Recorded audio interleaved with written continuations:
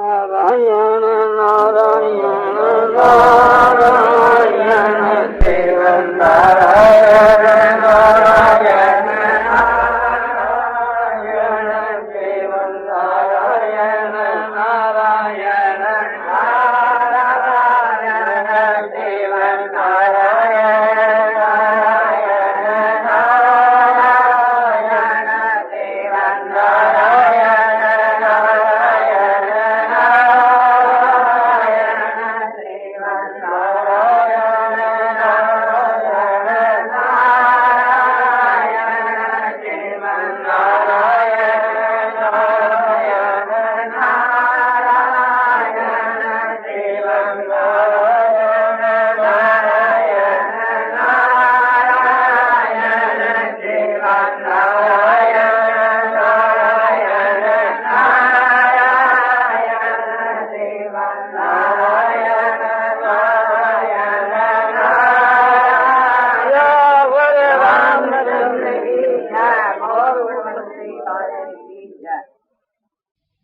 भगवान गीता में कहते हैं इदं तु ते बुद्धतम सर्वज्ञान सूर्य ज्ञान विज्ञान सहितं यज्ञात्वा मोक्ष के सुभाष राज विद्या राजपूज्यम पवित्र विदमोत्तमम प्रत्यक्षावगमन धर्मम सुसुखं कर्तुमभ्यम ऐसा धाना पुरुषा धर्मस्याच परम तप अप्रापमान निवर्तन्ते मृत्यु संसार वर्तमनि। भाव यह है, भगवान कहते हैं अर्जुन को नई ध्याते आरम्भ में इदं तूते बुद्धतमं सर्वज्ञान सूर्य, तू जो मुझ में दो दृष्टि वाला नहीं है, यानी मेरे गुणों के बीच में विरोध की कल्पना नहीं करता है, इस वास्ते तू इस गोपनीय विषय के सुनने के लिए पात्र है। तो ये मैं तुम्हारे को गुज्जतम जो बात कहता हूँ, एक तो बात होती है गोपनीय गुज्ज और एक होती है गुज्जतर और एक होती है गुज्जतम। तो यह बात जो गुज्जतम है माने गोपनीय से भी गोपनीय है। इदं तु ते गुज्जतम परमक्षा में अनसूई, कैसा जो तू है कि गुणों में दोष नहीं लगाने वाला, ऐसा ऐसे तेरे प्रति मैं कहता हूँ। क्या बात है, ज्ञान विज्ञान से विज्ञान के सहित जो ज्ञान है अत्यंत गोपनीय है, वो जिज्ञात्वा मोक्षेश्वा, जिसको जान करके अशुभ जो संसार है उससे ये जीव मुक्त हो जाता है। फिर इसके आज विशेषण देकर के इसकी खूब भगवान प्रशंसा करते हैं, महिमा गाते हैं। ऐसी चीज है कि राज विद्या राजगुज्जम पवित्र मिदमोत्तमम प्रत्यक्ष भगवान धर्मं सुसुखं कर्तुमभ्यम। यह जो विद्या है मैं जो तेरे को कहूँगा वो कैसी चीज है कि दुनिया में जितनी विद्या है उसकी राजा होने से इसका नाम राज विद्या है। ये अध्यात्म विषय है और अध्यात्म विद्या जो है एक प्रकार से सब विद्याओं के बीच के मां अध्यात्म विद्या मेरा स्वरूप है। यह बात भगवान ने 10 अध्याय में कही। राजगुज्जम और जितना जो गोपनीय जो विषय है इसके बीच के मां ये राजा होने से राजगुज्जम, इससे बढ़कर और गोपनीय कोई वस्तु नहीं। और पवित्रम बहुत ही पवित्र है, कैसा भी पापी हो वो भी एक प्रकार से इससे तर जाता है, शुद्ध हो जाता है। तो यह बहुत ही पवित्र है, इसके समान कोई पवित्र वस्तु नहीं है। और उत्तम श्रेष्ठ भी है, दामी चीज है और इसका फल भी एकदम प्रत्यक्ष है। जैसे कोई प्यासा आदमी और जल पीता है तो उसकी पिपासा प्रत्यक्ष में उसी वक्त मिल जाती है। इसी प्रकार से संसार भाव से जो ये जल रहा है इसको पाकर से परम शांति को प्राप्त हो जाता है। इसका फल एकदम तुरंत से मिल जाता है। ये नहीं कि इस जन्म में तो करो दूसरे जन्म में इसका फल मिलेगा, ऐसी बात नहीं। ये चीज ऐसी है कि धर्म में है, परम धर्म है। यज्ञ दान तप आदि जो ये धर्म है, शास्त्र गीत कर्मों का जो आचरण करना वो धर्म है, और परमात्मा की जो भक्ति और ज्ञान का जो विषय है वो परम धर्म है। ये भी कहा जाके साक्षात परमात्मा का स्वरूप ही है, तो भी कोई अत्युक्ति नहीं होगी।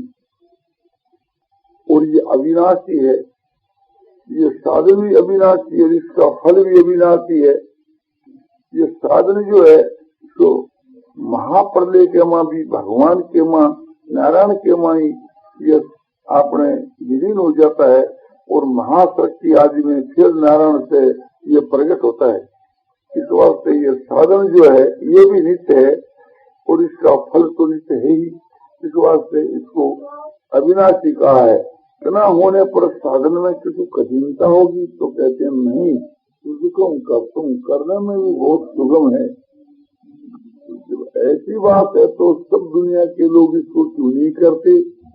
क्या सबका अधिकार नहीं, मात्र मनुष्य का अधिकार है। जब मात्र मनुष्य का अधिकार तो सब कोई करते क्यों नहीं? तो कहते हैं कि असर्दाना पुरुषा धर्मचार्य परम तप है, अप्राप मांगनी वर्तनते मृत्यु संसार वर्ष बनी। अच्छा धर्म है, इस धर्म के ऊपर जिनकी श्रद्धा नहीं है, विश्वास नहीं है, वह पुरुष मुझको न पा करके मृत्यु रूप संसार सागर के मां भ्रमण करता फिरता है। तो मुझको न पा करके यह शर्त क्यों? ये कहना बहुत काफी था कि जो इस साधन के मां विश्वास नहीं करता है, वह पुरुष संसार के मां जन्मता मरता रहता है। इतनी बात ही बहुत काफी थी। मुझको न पा करके या आपके पाने का एक प्रकार से कोई चांस थी क्या? बोले चांस नहीं, अधिकार था एकदम। इसको मेरी प्राप्ति जो है तो अवश्य होनी चाहिए थी, क्योंकि असंख्य कोटि जीव हैं, उनके बीच के वहां समझो कि मनुष्य तो संख्या वाले हैं। संसार के बीच के वहां 2 अरब और कितने करोड़ मनुष्य हैं, जीवों की कोई संख्या नहीं। तो अनंत कोटि जीवों के बीच के वहां जब इतने जो मनुष्य कम संख्या में हैं, तो भगवान का ये कहना है उसी को मनुष्य बनाया जाता है कि जो मनुष्य के लिए पात्र होता है। और मैं ये समझता हूँ कि ये समझो कि अपनी आत्मा का कल्याण कर सकता है या मुझको प्राप्त कर सकता है। जो मैं इस प्रकार से समझता हूँ उसी को मनुष्य बनाता हूँ। तो मैं इनको मनुष्य बनाया तो मेरी प्राप्ति के इनका जन्म सिद्ध अधिकार है। जैसे कोई राजा का लड़का होता है तो राजा का लड़का युवराज पद के ऊपर अधिकारी है, जन्म सिद्ध उसका राज के ऊपर अधिकार है राजा के लड़के का। इसी प्रकार से इस मनुष्य का जन्म सिद्ध परमात्मा की प्राप्ति में अधिकार है। किंतु दुख की बात है कि मनुष्य का शरीर पाकर के भी परमात्मा की प्राप्ति न हुए, तो इसके बीच के वहां समझो कि हमारे लिए शोक की बात है, लज्जा की बात है, दुख की बात है। और क्या कहें, तो इसमें हमारी मूर्खता के और दूसरा कोई कारण नहीं हो सकता।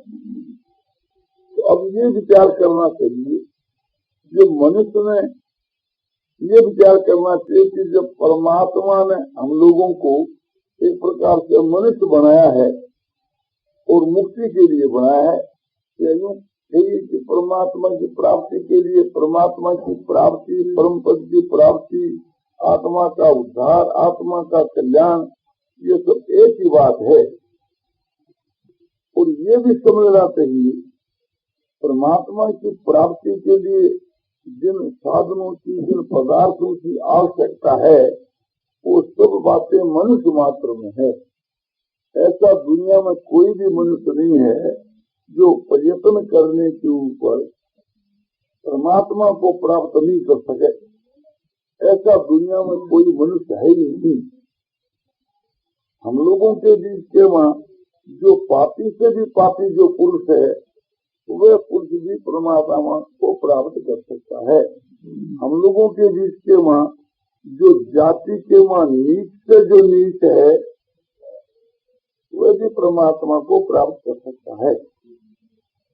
भगवान खुद इसी अध्याय के वहाँ एक प्रकार से इस बात को कहते हैं, अतिशु दुराचारो भजते माम अनन्यः साधुरेव समन्तव्य समग्र व्यवस्थित क्षिप्रं भवति धर्मात्मा स्वसत्सं गच्छति उनके प्रतिजानी नैमे भक्त प्रणश्यति। का ये अर्थ होता है कि हे कौन की, यदि कोई अतिशय दुराचारी पुरुष है, पापाचारी पुरुष है,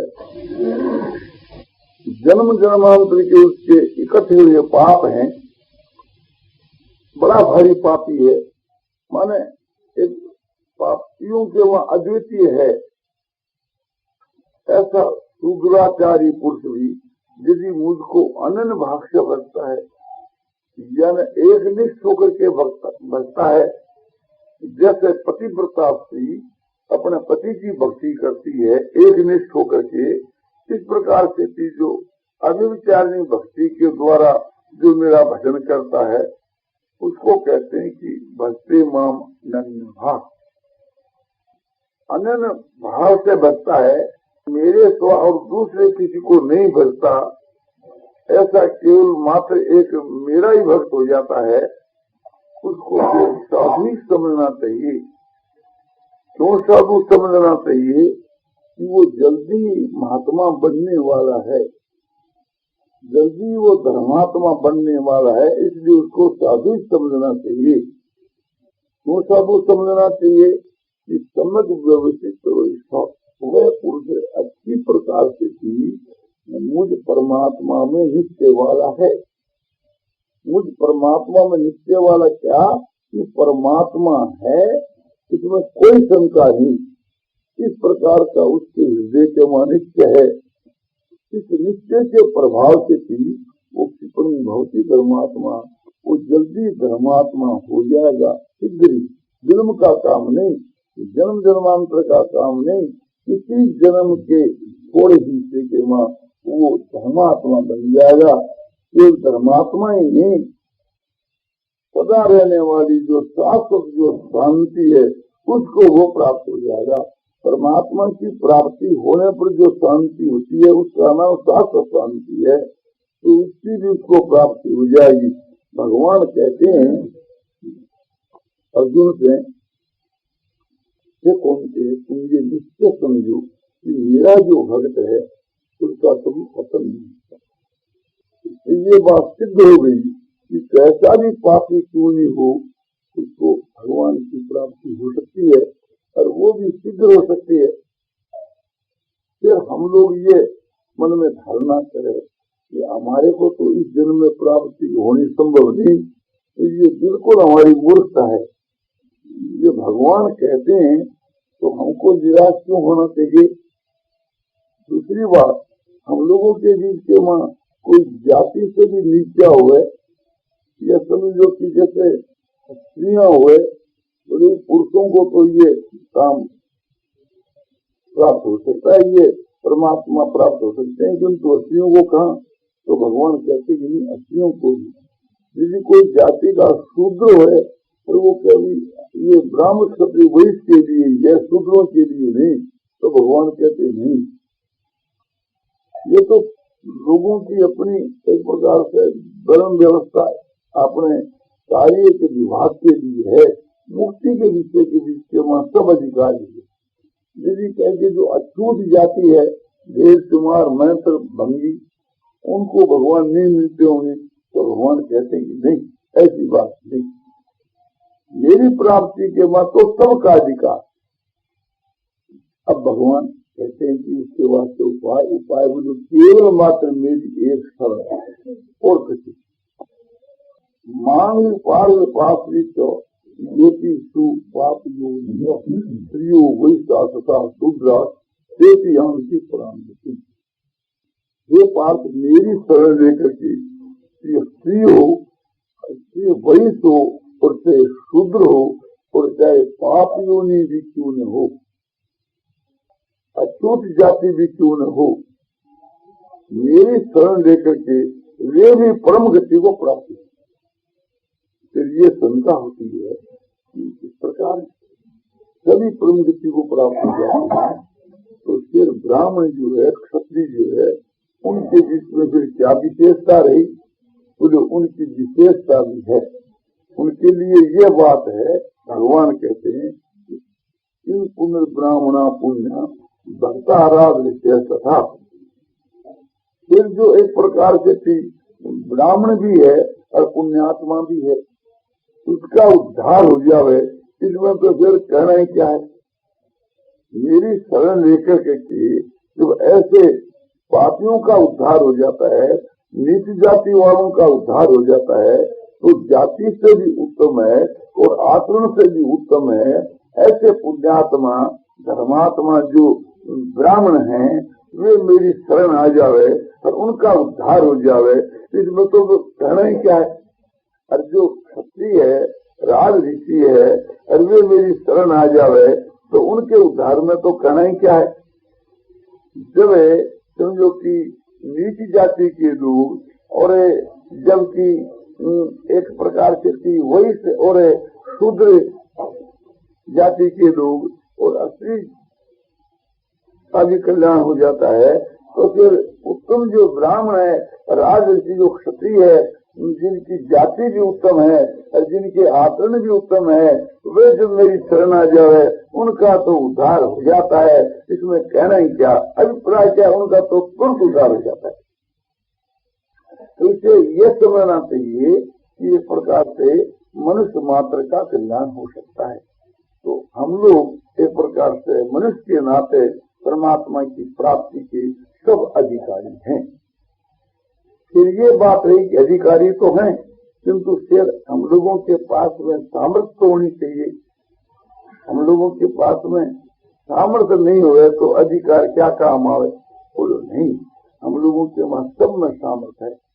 दुनिया में ऐसा कोई भी मनुष्य नहीं है कि जिसके बीच के वहां परमात्मा को प्राप्त करने की शक्ति न हो। क्यों? परमात्मा ने दी है, जो मनुष्य का शरीर दिया है, तो सात के बीच में उस वक्त में इसको शक्ति भी दी है, इसको ज्ञान भी दिया है, इसको सारी बातें दी है। तो हम लोगों के बीच के वो सारी बात मौजूद है। मौजूद होकर के हम उसको क्यों नहीं प्राप्त कर लेते हैं?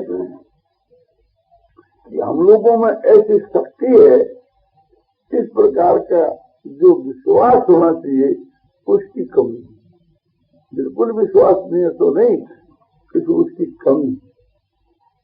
अर्जुन भगवान की शरण था, इसमें कोई शंका की बात नहीं, किंतु कुछ उसमें कमी है। उस कमी की पूर्ति भगवान ने गीता का उपदेश देकर के कर। हम उस बात को भूले हुए, जैसे हनुमान अपने बल को भूले हुए थे। संपाति गीत ने जब ये खबर दे दी कि गीता रावण की अशोक वाटिका में है, किंतु 100 योजन का समुद्र बीच में पड़ा, तो सभी बांदर इकट्ठे होकर के विचार करने लगे। किसी ने कहा कि मैं 10 योजन लांघ करता हूँ, किसी ने कहा कि मैं 20 योजन लांघ करता हूँ। अंगद ने कहा कि मैं लांघ तो करता हूँ सागर को, किंतु वापिस आने के वहां संदेह है। उस समय के बीच के वहां जामवंत जो है ऋक्षराज, उसने हनुमान से कहा कि हनुमान तू कैसे चुप बैठा है? तो तेरी तो बड़ी भारी शक्ति है, तो अपनी शक्ति की तरफ क्यों नहीं ख्याल करता है? चुप साधे कैसे बैठा है? उसी वक्त हनुमान के दिल के बीच के वहां वो उपदेश लग गया और उसके भीतर के वहां जो बल तो था ही, बस एक प्रकार से हनुमान कहने लगा। अध्यात्म रामायण में बतलाया है भगवान के नाम के बल के ऊपर मैं इसको गोपद की माफक नाम सकता हूँ। भगवान के नाम के बल से भी संसार सागर को लांग जाता है, फिर ये तो क्या चीज है। इस प्रकार से कह करके हनुमान ने अपना बड़ा भयंकर रूप धारण किया और समझो कि उसे सतयोजन के सागर को लांगे। इससे हमको ये शिक्षा लेनी चाहिए कि वो शक्ति हम लोगों के भीतर में मौजूद है। संसार सागर के लांघने की शक्ति हम लोगों के वहाँ मौजूद है, किंतु हम लोगों के बीच के वहाँ उसका जो एक विश्वास नहीं है, एक प्रकार से ज्ञान नहीं है, इस कारण से हम लोग एक प्रकार से उससे वंचित हो रहे हैं। किसी के घर के बीच के वहाँ पार्क पड़ा है, किंतु उसको ज्ञान नहीं है कि मेरे पास में पार्क है। इस कारण से वह दरिद्रता को भोग रहा है, दरिद्रता को भोग रहा। तो साक्षात परमात्मा हमारे सबके हृदय में विराजमान है, उसके ज्ञान न होने के कारण से हम लोगों की यह दुर्दशा हो गई। तो उसके ज्ञान की आवश्यकता है। जिससे जामन जो है उसको एक प्रकार से केवल ज्ञान करा दिया, और जामुन ने दिया नहीं कुछ भी हनुमान को। हनुमान के भीतर में वो शक्ति तो थी, केवल मात्र जामवंत ने वो बात बतला। इसी प्रकार संसार के वहाँ महात्मा लोग जो हैं हम लोग को बतला देते हैं। एक प्रकार से वो चीज तो हमारे अंदर है, वे बतला देते हैं। तो उसके लिए जो ज्ञान की आवश्यकता है वो हम लोगों के वहाँ मौजूद। उसके लिए जो सामर्थ्य की आवश्यकता है वो हम लोगों के वहाँ मौजूद। संसार में कोई भी जीव है उसमें पाप भी है, पाप का भी संग है, पाप के भी संस्कार और पुण्य के भी संस्कार। कोई भी ऐसा एक भी जीव आपको नहीं मिलेगा कि जिसमें पाप ही पाप और पुण्य नहीं। कोई एक भी ऐसा नहीं मिलेगा कि जिसके वहाँ पुण्य ही पुण्य और पाप न हो। यदि पाप न हो तो उसका जन्म ही क्यों होता। ये हो सकता है कि किसी में पाप अधिक है और किसी में पुण्य अधिक है।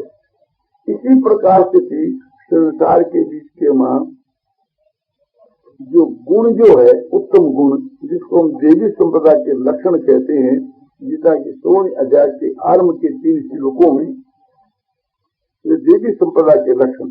देवी संपदा के लक्षण का मतलब यह है कि उस असुरी संपदा के लक्षण यह है कि उसके वहाँ दुर्गुण माने एक प्रकार से समझो कि खराब भाव, और उसको कहते हैं आसुरी संपदा। दुर्गुण और दुराचारों को आसुरी संपदा कहते हैं, सद्गुण और सदाचारों को देवी संपदा कहते हैं। तो देवी संपदा के लक्षण और आसुरी संपदा के लक्षण ये सभी एक प्रकार सभी मनुष्यों में होते हैं। किसी में देवी संपदा अधिक होती है, किसी में आसुरी संपदा अधिक होती है। तो हम लोगों के बीच के गुण भी है और अवगुण भी है, पाप भी है और पुण्य भी है, सदाचार भी है और दुराचार भी। सभी वस्तुएं सभी मनुष्यों के बीच के वहाँ है। तो अपनी आत्मा के कल्याण के लिए हम लोगों में जो उत्तम जो गुण है, हम लोगों के बीच के वहाँ जो उत्तम पुण्यों का जो संस्कार है, हम लोगों के बीच के वहाँ जो एक प्रकार की शक्ति विशेष जिसको हम प्रभाव कहते हैं, हम लोगों के अंदर के ज्ञान जिसको कहते हैं, हम लोगों के अंदर के बीच के वहाँ जिसको श्रद्धा कहा जाता है, वैराग कहा जाता है, ये सारी चीजें हम लोगों के बीच के वहाँ बीज रूप से मौजूद है। जो बीज रूप से मौजूद है तो वो अधिक मात्रा में होना उसके लिए कोई कठिन बात नहीं है। एक जो अग्नि की चिंगारी है और उस चिंगारी को ईंधन मिले और हवा मिले तो वो समझो कि ब्रह्मांड को भस्म कर सकती है, वृद्धि को प्राप्त होकर ब्रह्मांड को भस्म कर सकती है। तो इसी प्रकार से भी हम लोगों के भीतर के में वो शक्ति मौजूद है, क्योंकि हम सब ईश्वर के अंश हैं। जैसे एक अग्नि की चिंगारी अग्नि का अंश है, इस प्रकार हम उस परमात्मा के अंश हैं। तो परमात्मा में जो चीज मौजूद है उसका कुछ अंश हम लोगों के माँ भी है, क्योंकि हम ठहरे तुलसी के अंश। हम लोगों के माँ चेतनता भी है, और हम लोगों के बीच के माँ जो ईश्वर की जो प्रकृति है, सत्रम तीनों गुणों मई, उसका भी अंश हम लोगों के बीच के में है। इस बात को सोच करके और हम लोगों को कभी निराश नहीं होना चाहिए। अपने में जो शक्ति है उस शक्ति की तरफ ख्याल करके के और उसका सद उपयोग करना चाहिए। हम लोग एक प्रकार से भी अपनी शक्ति को भूले हुए हैं, ज्ञान को भूले हुए हैं, किंतु हम लोगों में वो चीज है। हम लोगों में जितना जो ज्ञान है उसी से परमात्मा की प्राप्ति हो सकती है। हम लोगों में जितनी शक्ति है उस शक्ति से परमात्मा की प्राप्ति हो सकती है। दूसरी बात यह है, वो शक्ति बड़ शक्ति है। परमात्मा ने तो हमको वो शक्ति दी है, तो परमात्मा का द्वार तो खुला हुआ है। वो तो एक प्रकार से थी और भी शक्ति देने के लिए तैयार है। जो कोई मनुष्य किसी महाजन के पास में 10,000 रुपया उधार जाकर के और व्यापार करता है और पूंजी बढ़ाता है, और महाजन को समझो कि ब्याज और रुपया देता रहता है, तो महाजन की खातरी हो जाती है और भी महाजन उसको अधिक रुपया दे सकता है। काम पर महाजन का विश्वास पात्र बन जाता है, तो महाजन उसको और भी अधिक पूंजी दे सकता है। तो जो भगवान का विश्वास पात्र बन जाता है उसको भगवान क्यों नहीं देंगे? किंतु जो महाजन की रकम लाकर के और उस सब रकम को जब नष्ट कर देता है और फिर जाकर के रुपया मांगता है, और महाजन समझता है कि ये तेरी रकम को बर्बाद करता है, सब रकम को बर्बाद कर दी और फिर भी तेरे पास आया है, तो फिर महाजन उसको कुछ भी नहीं देता। इसी कवि का कहना है, आए थे कछु लाभ को खोय चले सब मूल, फिर जाओगे शेष पा पले पड़ेगी धूल सियावर रामचंद्र की जय। हम लोग इस संसार के वहाँ किसी लाभ के लिए आए थे, और जब यहाँ से मूल को भी गंवा करके जाएंगे सेठ के पास में, तो फिर हमारे को एक प्रकार से समझो कि अपने धन नहीं मिलेगा, पले में धूल पड़ेगी। तो यह सेठ कौन है कि यह सेठ जो है ऋण देने वाला है, और हमको जो मनुष्य का शरीर जो दिया है ये हमको धन दिया है। इस मनुष्य जीवन को हम यहाँ नष्ट करके चले जाएंगे और फिर यमराज के द्वार पर जा कहेंगे एक बार फिर हमारे को मनुष्य का शरीर दो, तो क्या यमराज देंगे कभी? तो इस बात को ध्यान में रखना चाहिए कि हम लोगों को जो परमात्मा ने जो ये मनुष्य का जो शरीर दिया है, परमात्मा इस तुम धर्मराज बनकर के न्याय किया करते, इस शरीर को पाकर करके अब हम लोगों को अपने कर्तव्य का पालन करना चाहिए। यदि कहो कि भी हम लोगों के भीतर के बीच के वहाँ वो शक्ति है कि जिससे हम परमात्मा को प्राप्त कर सकते हैं, तो जरूर कर सकते हैं।